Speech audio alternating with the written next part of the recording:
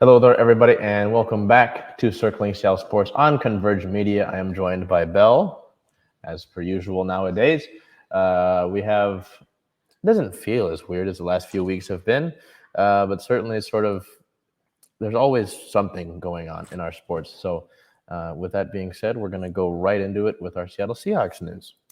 Yeah, so we'll just dive right in. Not much going on. Of course, this offseason just started, so we don't expect anything too crazy to be going on just yet. The Seahawks, however, did part ways with their defensive coordinator, Ken Norton Jr., and their defensive passing game coordinator, Andre Curtis.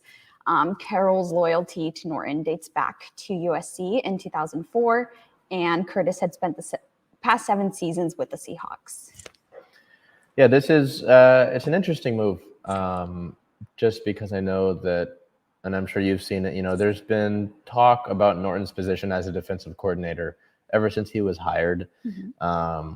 But it's kind of a head-scratching thing to me. Not the move itself, but just kind of the situation, right? Because, if we look back to it last season, the Seahawks were in the top 10 for points against throughout the season, right? And you can't put that all on players, especially when if you're dealing with so many injuries. Right. So it's an interesting decision to have made. It's just, I think I've come to terms with it that if the person that is brought in to take over that role is someone who's definitely qualified, and it's not just the guy that you're taking a dice roll on. It's like, maybe we'll see. Yeah. Right. And there is someone from the Seahawks that's currently a candidate for that, Clint Hurt, who is currently the Seahawks defensive lineman coach, who is also being pursued by the Miami Dolphins for the defensive coordinator position. Yeah, so you're looking at an inside hire potentially. There's some other candidates. I don't think we've interviewed anybody yet, to my understanding. I don't think so. But Wink Martindale, the former Ravens defensive coordinator, could be a guy. The Ravens were second in points against last season, and they've always been an attacking defensive unit. Sean Desai, Ed Donatel, the Bears and Broncos defensive coordinators, respectively. And then Joe Witt Jr. under Dan Quinn, former Seahawks defensive coordinator, down now in Dallas. Joe Witt Jr., the Cowboys defensive passing game coordinator. And if you look at the Cowboys secondary, incredible numbers with pass deflections and interceptions, something that you'd hope to see from the Seahawks defense, especially more turnovers. But at least from what I understand, and I don't know how you feel about it necessarily, but I would think it would be smart to just wait for all of the head coaching hires to take place and then just kind of let it sort itself out, see who's available once the dust clears. I agree. Of course, there are several candidates that might change. Think positions might change. Others might get hired in other roles. So I agree. Waiting it out, waiting to see who fits with a team best is probably the best move. Make sure to bring this up is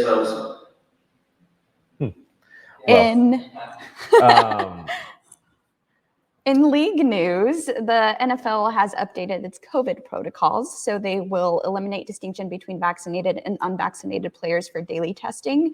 They are also now requiring that players isolate only for 5 days instead of the 10 days following the CDC regulations. So if tested positive, they will also have to, and asymptomatic, they will also have to mask for an additional 5 days upon returning. Yeah, certainly interesting to see that sort of stuff change, especially as we get, towards conference championship weekend and the Super Bowl, see if that plays a role in anything, especially, considering it back to last season where that was kind of where it's like, hey, you could have guys out for the Super Bowl because of COVID, But yeah, relatively short week and Seahawks kind of stuff because that was it, right? It was Curtis and Norton out, and then that was kind of, I know the Seahawks announced their official season in review after we did ours, and it was relatively similar, which is interesting to note. So good to see that. It's kind of, I don't think there were too many surprises or positions up for offensive player of the year or MVP. You really can't pick Russ. It wouldn't fit in. Right. Heading over to a small patch of Major League Baseball stuff. So the Tampa Bay Rays earlier, about a year or two ago, proposed that they would share their home games between Tampa Bay and Montreal. That idea would get shut down on the 18th of this month by the MLB. They said, nope, cut that. We're not doing it. And they're forcing the team to look for a new space in the Tampa Bay area to relocate, if you can even really call it that, or essentially rehome itself. On January 20th, we got some important pieces of news. Robot umpires will be used in AAA next season. Robot umpires, that idea has been teased for several years, and with so many important calls, really being a flip of the coin, the MLB will experiment with an automated strike zone in the highest minor league level. That's something that's really interesting. Yeah, I would say it's interesting. I mean, I know that call has been there to say, hey, just put a robot ump in there because we know it'll call balls and strikes correctly. Right. I don't know. I think this is going to split some people. I'm sure, obviously, like the older generation, the integrity out of the game and all that, right? But at the end of the day, you want balls and strikes to be called correctly, and you just want the game to not have to hinge. Like even last postseason, the Giants and the Dodgers. I think that was a wild card game between two. The Giants had the best record through the MLB for several months of that season. The Dodgers had squeaked their way into the postseason, and the Dodgers were able to, well, I don't know if it said automated strike zone, so I don't know if it would apply to the check swing rule, but it was a blown call on that check swing, and it ended the Giants' season. So at the end of the day, you don't want that to play a role in the outcome of the game, right? So I'm glad that, though, it's reached the highest minor league level, because obviously you can do stuff at the low league level where you can raise the mound, move the mound closer, play with a different size ball, all that, right? But if it's gotten to AAA, you can kind of tell that it's something that's potentially made progress, and I'm sure it'll be on an even bigger spotlight because it's on the door of MLB. Yeah. Would you say that you think it's going to improve accuracy? Well, yeah, accuracy itself, yes, just because, well, that's, again, I can say yes because I'm thinking of it in the best case scenario, right. But that's obviously not how things go all the time, right? So I'd like to be optimistic with the MLB right now because of the MLB lockout. But I'm going to say if it's correctly implemented, then it will absolutely help accuracy. It's just, I'm sure there will be comments from people who might get the short end of the stick. They're like, that might have gotten calls before, or they'll get these strikes called accurate. Like, it doesn't feel right. All that, that will be part of the discussion, I'm sure. But at the end of the day, you're playing a game, right? And with the magnitude that this game is played, whether it's the sports betting, the contract these guys are making, the money that goes in concessions, the money that goes into the building, the jobs it makes, I think the least you can do is make sure that the game is officiated correctly. You know what I mean?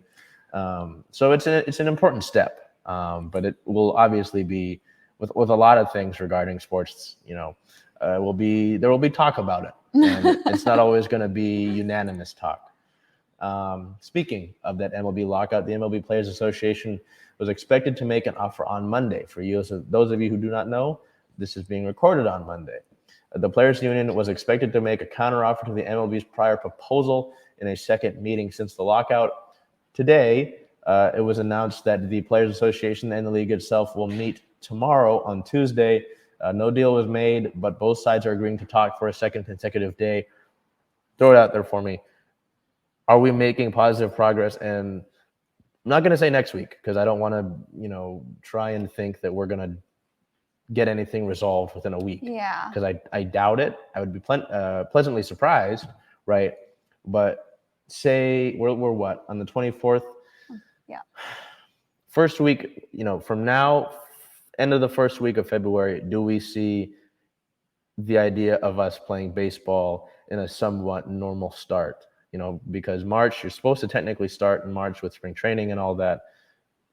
what do you think? Are we looking at that? Are we being optimistic? Are we being pessimistic here? I think we should be optimistic. Just like you mentioned, there are several exciting things going on with the Mariners in the offseason, and just prolonging this is not gonna help that excitement at all. So let's hope that they can figure something out, especially with talks now going back-to-back days and them re-meeting tomorrow. Yeah, because I know that with the last meeting, it was the owners put out a deal, and then the players immediately shut it down, and the response was not positive. It's like they got a disrespectful offer, and they just kind of like pshaw. It was like, I don't want that, and that's obviously not the progress that you want to make. But with them, like you were saying, talking a second day, it's you're finally getting the two arguing toddlers to make do and hopefully get some resolution out of the situation. So with that being said, continuing with sort of off-season stuff, we throw it up over to our Storm. Yeah, and somewhat concerning news, Breanna Stewart met with the New York Liberty. She is a free agent. Of course, the Storm decided to core Jewell Loyd, and Breanna is now unrestricted free agent, and she can explore her options as she wishes, and that is what she is doing now. Are we worried? Over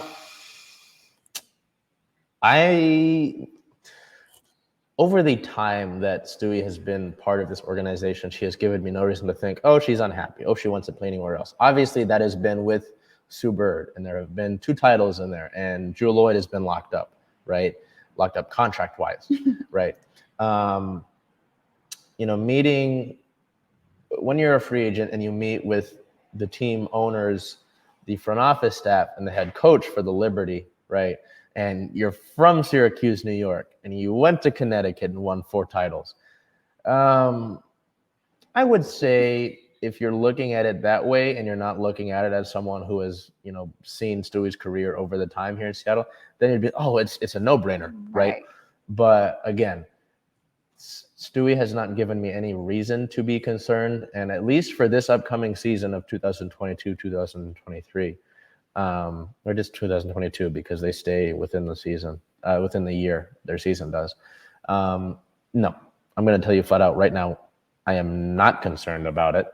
The only reason I would be is that if New York is courting her for after this season, if they want to say, hey, sure, play out Sue Bird's final year, get one last run in there, maybe with Jewell Loyd, and then sure, come back to New York. Come play with Sabrina Ionescu. Come play with Benasia Laney.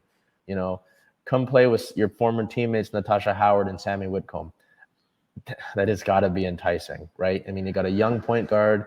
You've got Benasia Laney, who had a great season last year.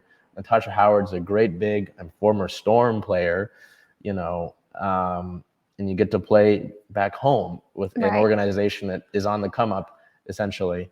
So it sounds great, and you have to think that them adding Breanna Stewart just pushes them into the title picture automatically, as it would any team. Yes. But for this upcoming season, no.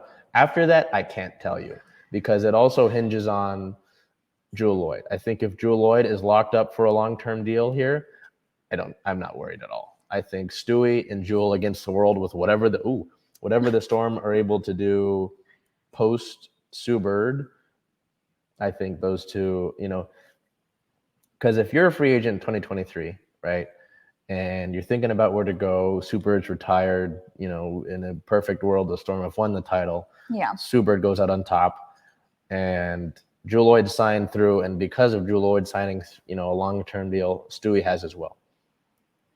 You cannot tell me that playing with those two of the best in the league, and playing in Climate Pledge Arena here in Seattle is not enticing. You can't tell me that. Would be. So again, to go back to last week, what we were talking about with Jewell Loyd being court, all the dominoes start with Jewell right now. Yes. They all start with Jewell. So at least for Stewie, for this year, no. Next year, I can't give you an answer yet until we wait for Jewell. And she has only been positive and talked about how she wants to remain in Seattle. So let's hope that we can lock in Jewell and Breanna for more than a year. And that success for the Storm just continues to flow. In other news, they have also hired 2 new assistant coaches. Pokey Chapman and Ebony Hoffman joined the team. Chapman used to be the head coach of the Indiana Fever, Chicago Sky, and the LSU Tigers, also played for LSU. Hoffman previously played in the WNBA for, I believe, 11 years, playing for the Fever, Sparks, and Sun. She won the league's Most Improved Player award in 2008. So that adds a lot of knowledge to our coaching staff there. The only potentially somewhat negative thing I would say about that was that the Storm lost Gary Kloppenberg, who was an assistant coach with the team, who essentially coached the team in the bubble in 2020, right? You know, with Dan Hughes being a higher risk candidate, did not go to the bubble, did not travel, and did his sort of add something. I talked with him last season, and it was kind of like I have to kind of give bits and pieces over Zoom and text Coach Kloppenberg, but you can't really coach that way. I think that's a big loss, and I am wondering if he joins a team that's looking for their head coach. I know that Phoenix just added their head coach. There are plenty of different staffs he could join, but Pokey Chapman has actually coached head coach Noel Quinn at one point. So it's kind of funny to see the reverse of that now with Chapman joining Noel's staff. Chapman and Hoffman, like you were saying, an abundance of knowledge. And I think that should only help Quinn grow as a coach. And you're adding another player, you know, Quinn, a player coach, played for the Storm. Hoffman will join that as well, and even Chapman. So, you know, I think we've talked about this in the last few weeks. It wasn't about the Storm necessarily, but coaching and the front office as a whole will always have an impact on the players. You can have the greatest talent in the world. You could have, you know, a big three. It doesn't matter if they're being coached poorly, you know. So I think those are positive moves after, you know, kind of playing doomsday with Stewie there. Ooh. But no, I think those are some positive moves to look at. But again, to go back to it, it all starts with Jewel. Have to get that taken care of first. But I think we're about a week out until players can officially sign contracts. So I know that over the past few weeks, we've been like playing doomsday with all these different things. Even around the league, you know, Kent native Courtney Vandersloot, who was supposed to meet with the Storm, may not return to Chicago. Stephanie Dolson may not return to Chicago. There's a bunch of different, like Chicago winning the title last year. There's a bunch of different things. But I don't think any of those deals can go official until February 1st. So we'll get another round of chaos to deal with, which is always fun. As we move over, we're talking about contracts, right? We're going to move over to our Seattle Sounders here, who made some contract moves over the past week, re-signing a bunch of their players.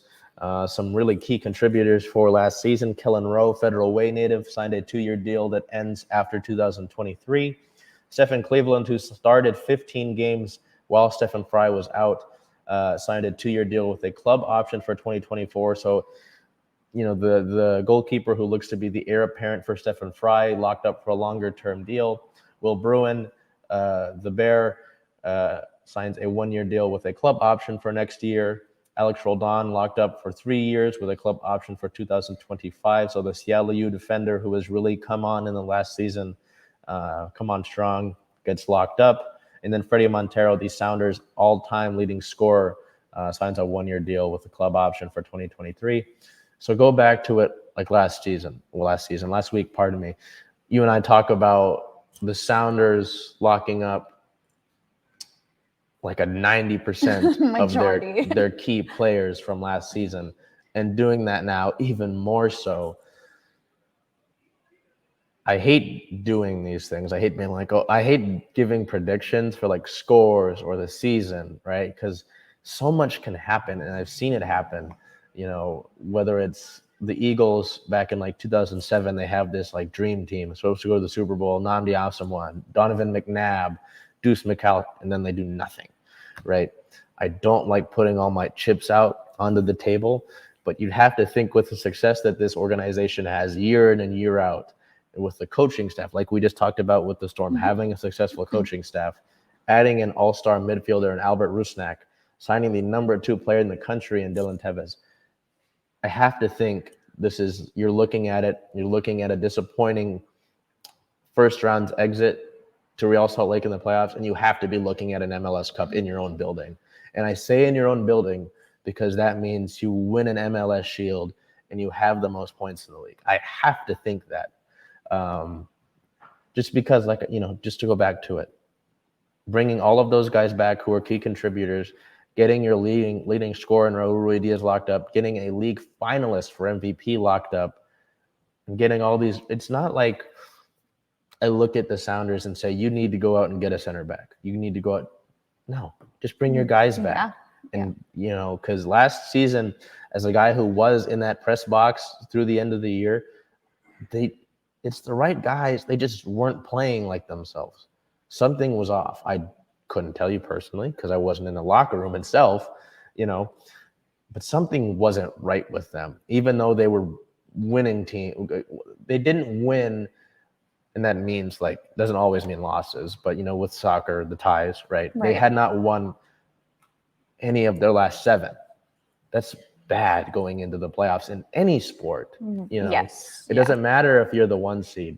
Seattle ended up being the 3 seed. They could have been the 1 seed if they won one of those games.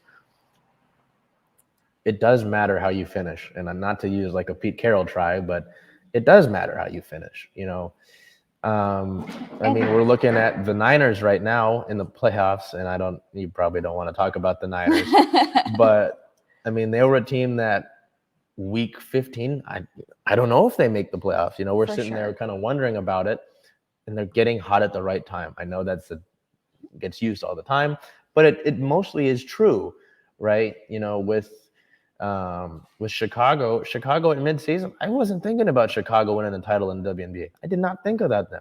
They get hot at the right time.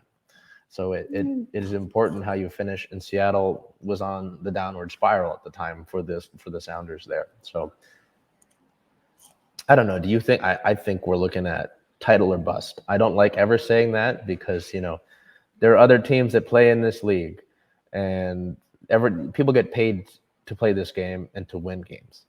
So I don't like to say it's a surefire thing, but I don't know. How do you feel about it with the Sounders? It is title or bust, I think, especially with bringing back so many of the same players.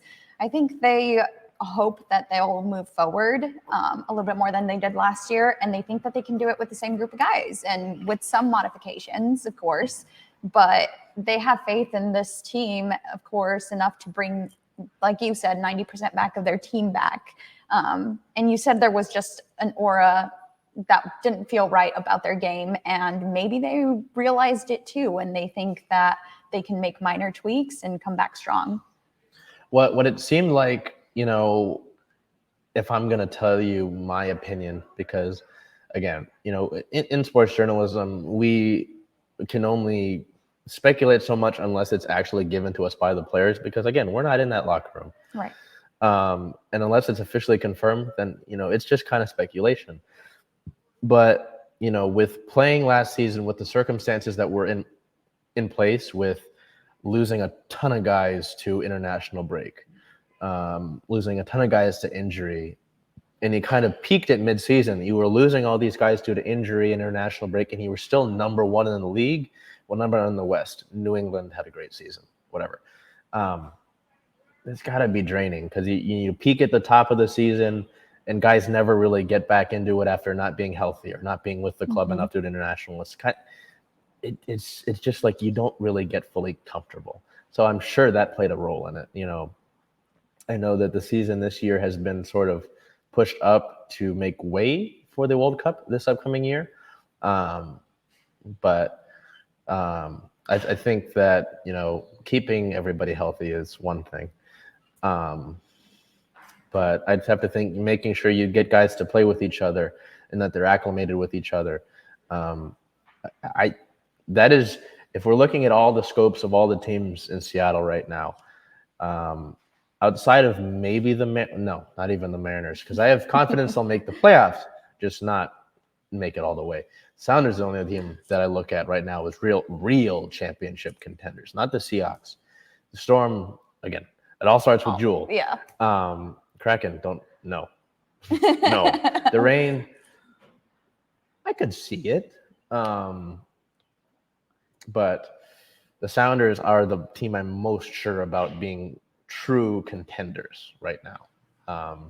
They always give us exciting seasons. I know as a Seattle native, I haven't actually been to a game myself, unfortunately, but everyone always enjoys their time at a Sounders game, and they most of the time come out with a winning record. So yeah, it's exciting. I mean, not missing the playoffs in their MLS incarnation. I mean, that just tells you, to me at least, it tells you all you need to know.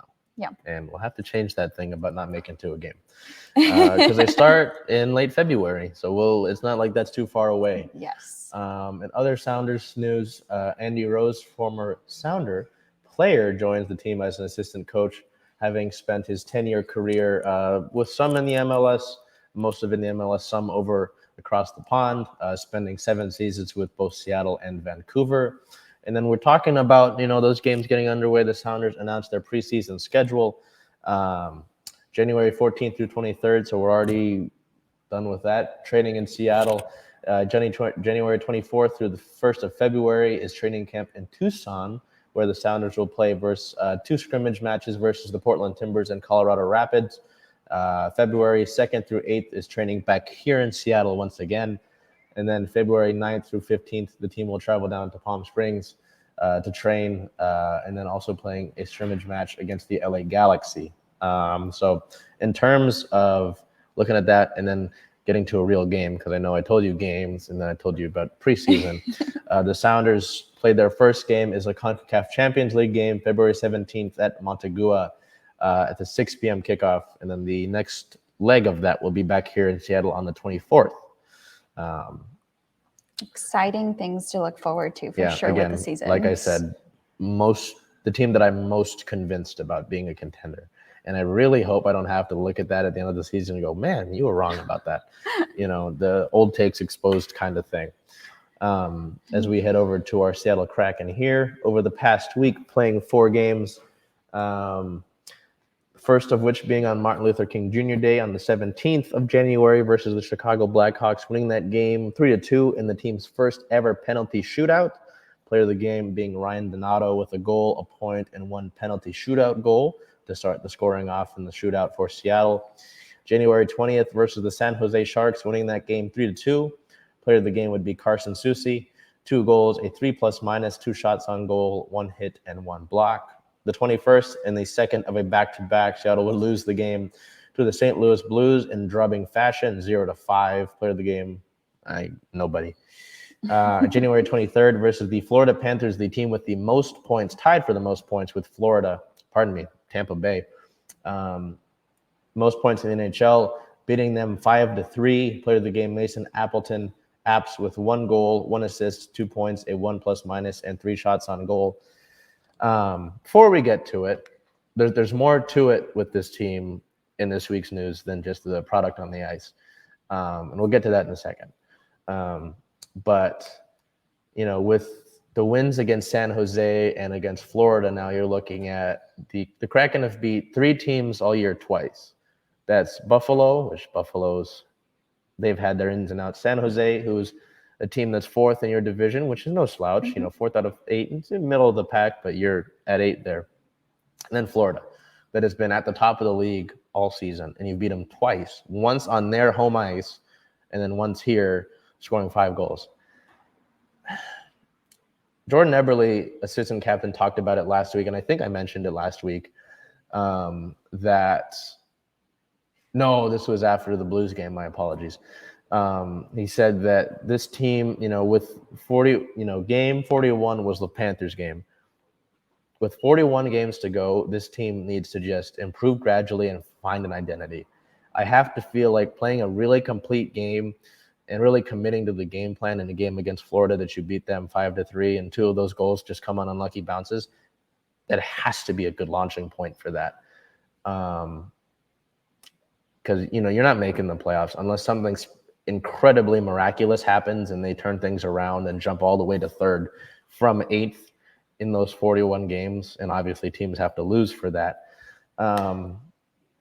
Definitely a different looking week, though. Yeah. 3-1 week. So more on the playing- positive side. Play in Chicago, Marc-Andre Fleury in goal, one of the best goalkeepers of all time, and you beat him in a shootout. San Jose, like I said, a good middle of the division team. St. Louis, they're a good team. That was just a game that gets away from you. You're not going to win. You're not going to come out and play a full game every single night in the NHL, and it showed there. Right. But that win against Florida, the building was rocking. The team just was. And you talked to me about it before we started here. Carson Soucy, you lose a defender early on in that game, and you have to play essentially with 5 defensemen who really stepped up. It was a good win. And I've talked about it all season since we started. You just have to hope that games like these are building blocks. I looked back at the games. There was a 7-game stretch where we beat Washington, Carolina, and Florida all in that week, and then you lose to Tampa Bay in that week, but still it's Tampa Bay. And you see, these have to be building blocks for this team, because I don't necessarily have playoff ideas for this club, but you hope that you build that positive momentum and you have something to look forward to next season, because you were able to build things and get them out of the way, because you don't want to look at these same issues next season. Yeah. If you're looking at these miscues and these mental lapses and these communication errors next season, then it's a problem. Right. Because get the inaugural season out of the way, get it done. Exciting, whatever, but get the problem solved and then move on. I have to think that, like I was talking about with Ebony saying that stuff, this game is a perfect way to start that off. And Yanni Gord talked about it after the win against Florida. He said, this has to be how we play for the rest of the season. You can't replicate that, I'm sure, for all 41 of these next few games, but just committing to the game plan and being able to lay your body on the line. There were several key blocks by players, even Mark Giordano, the captain, who's 36 years old, getting in front of pucks. You need that sort of effort if you want to leave a positive, because Giordano, we don't even know if he's going to be with the team next season. He's a free agent after this year.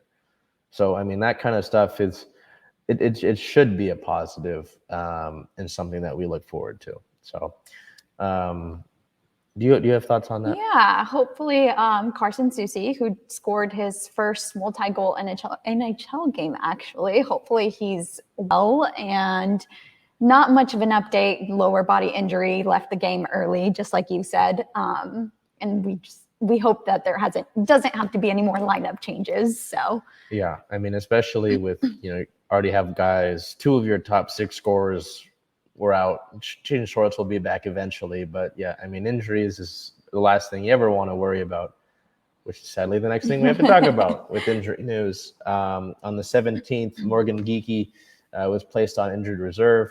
He has come back since then. And then on the 19th, goalkeeper Antoine Bibeau entered the NHL COVID protocol.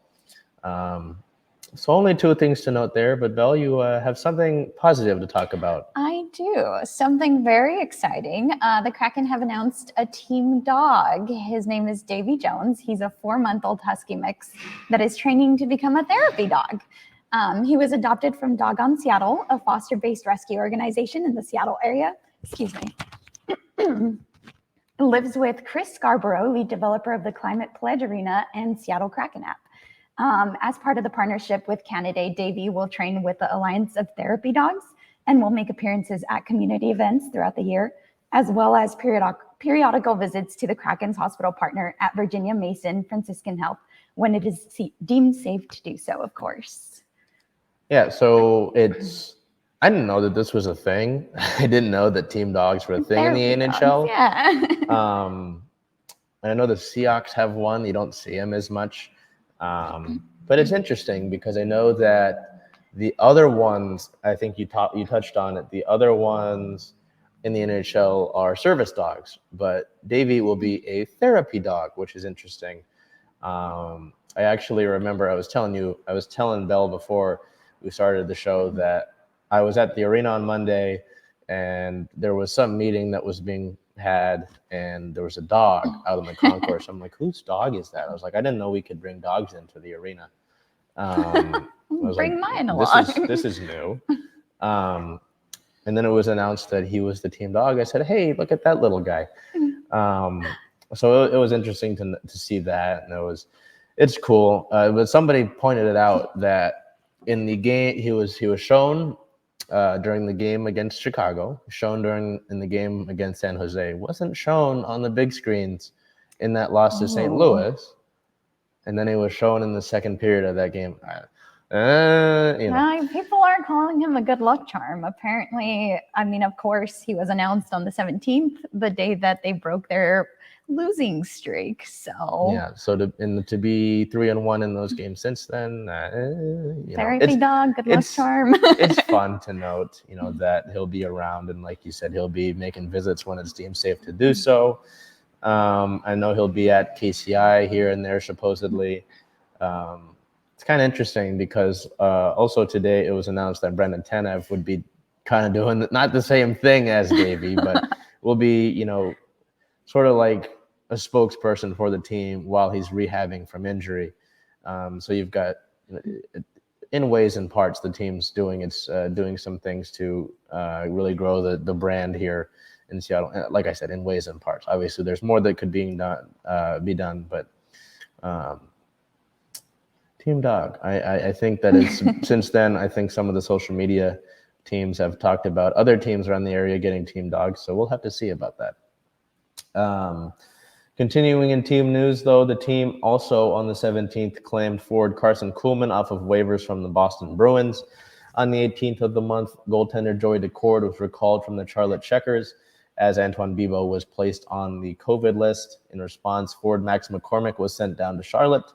On the 20th, Morgan Geekie was activated off of injured reserve, and the team assigned forward Alex True to the taxi squad.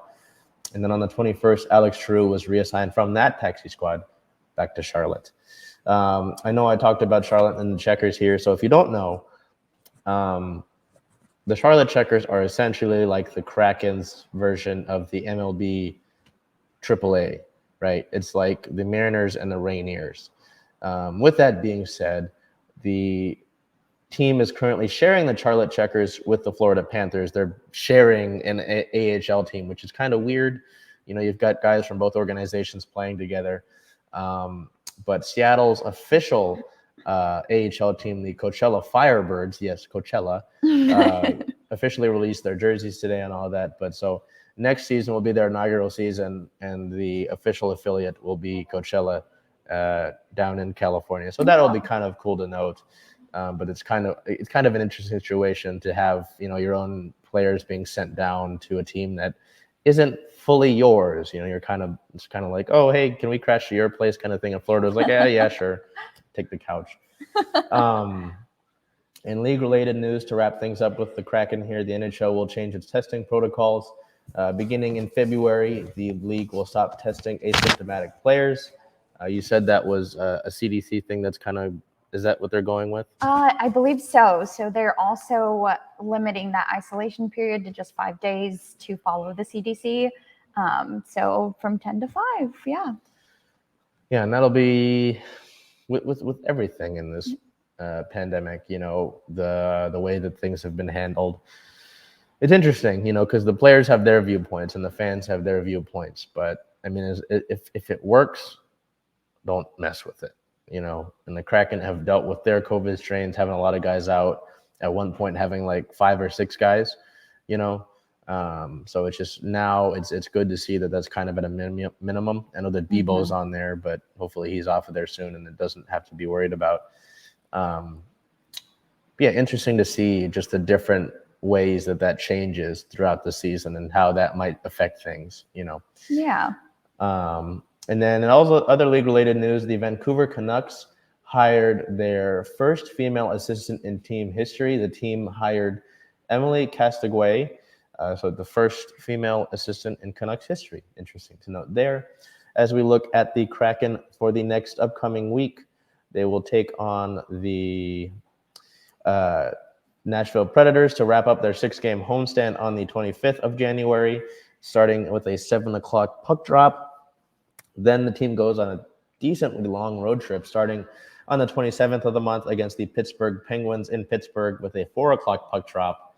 Then heading over to New York to play some morning games January 29th at the New York Islanders with an 11 o'clock puck drop, PST that is. Yeah. And then January 30th at the New York Rangers with a 10 a.m. puck drop, PST as well. So kind of interesting to start your morning off with some hockey there. I believe that that's got to be a weekend, right? Yeah, that's Saturday, Sunday. So interesting to see that happen. Moving into our OL Reign to finish off the day here. The Reign made several signings official, similar to the Sounders. Some re-signings, though, and some of their draft signings were made official. As we look over here, the Reign signed defender Phoebe McLaren through the 2023 season, a 2-year deal with a 1-year club option. Team re-signed forward Ziara King through the 2023 season. The team signed the 8th overall pick in this year's draft, Zani Kajan, for the 2022 season with a team option for the 2023 year. The team signed undrafted free agent UCLA midfielder Olivia Athens to a 1-year deal with a 1-year club option for 2023. Probably the biggest of them all being the team signing midfielder and NWSL MVP last season, Jess Fishlock, to a 2-year deal with a 1-year club option, keeping the Reign original here in Seattle. They signed goalkeepers Laurel Ivory and Claudia Dickey to the 2022 season with club options for 2023 for the both of them. So I know that with the Sounders, we looked at it, and you think this has to be, I said it several times. They're the team that I have the most confidence in making it to a title, being a title contender. With the Reign, this is a team that was a resilient group. They were at the bottom of the table earlier on in the first, I'd say, third of the season, and then shot up all the way to second, just barely missing out on finishing at the top to Portland, your rivals that you beat twice this year. And I don't think you lost them. I think you drew, but you beat them twice. So yeah, going undefeated against the number 1 team in the league is no small feat. So to have the talent that you do on this roster in Megan Rapinoe and Rose Lavelle and Jess Fishlock, just those 3 names at the top are, names that people will probably know the most. But, Bethany Balser being second in the league in goals scored and winning the Rookie of the Year in 2019, getting a good young draft class, get some midfielders in there. And you have to think that the parent club, the OL Olympic Lyon, who has loaned players to Seattle several times since their partnership began. Those are world-class players that joined that club. You have to think that'll happen at some point. I would have to imagine as well that Seattle is in the running. I wouldn't say I'm confident in that because this league is insane and there's so much that happens in the NWSL. But for them as well, I think for our 2 pro soccer clubs in this city, they're both probably the 2 clubs at the top of my list. Like if we're ranking them all, they're both at the top of who I think are going to be contenders this upcoming season. But it also, again, to go back to it, it depends on Stewie and Jewel Lloyd. Jewel Lloyd first, because the Storm would be right back up there. Because I think you get those 2. I don't care who else is on that roster. You're going to make the playoffs, I'd have to assume, at minimum, right? The Seahawks, a lot has to happen for that. The Mariners playoffs, I would say at least. The Kraken, not this year. And the 2 teams at the top of your list have something kind of in common. Upon reading most of the signings here, a lot of the people wanted to come to the organization for the environment, the coaching staff, the arenas. It seems exciting that they can have such a cohesive and just grounded overall team with everything and drive people to want to come. Mm-hmm. And I mean, we talked about it, front office and just the organization as a whole. That's something that, I mean, you can't just kind of lollygag and just ignore. It's like, oh, we'll sign these great players and it'll work. That works sometimes, right? But if you want it to be something that continues year in and year out, like the Sounders, where they're always competitive, you have to start in the front office, and it has to be a culture that's made. Again, to go back to a Pete Carroll thing, culture and setting that up is something that's important. Like you were saying, with wanting to play in a world-class facility like Lumen Field, a club, a building that is hoping to host a World Cup game or few in 2026.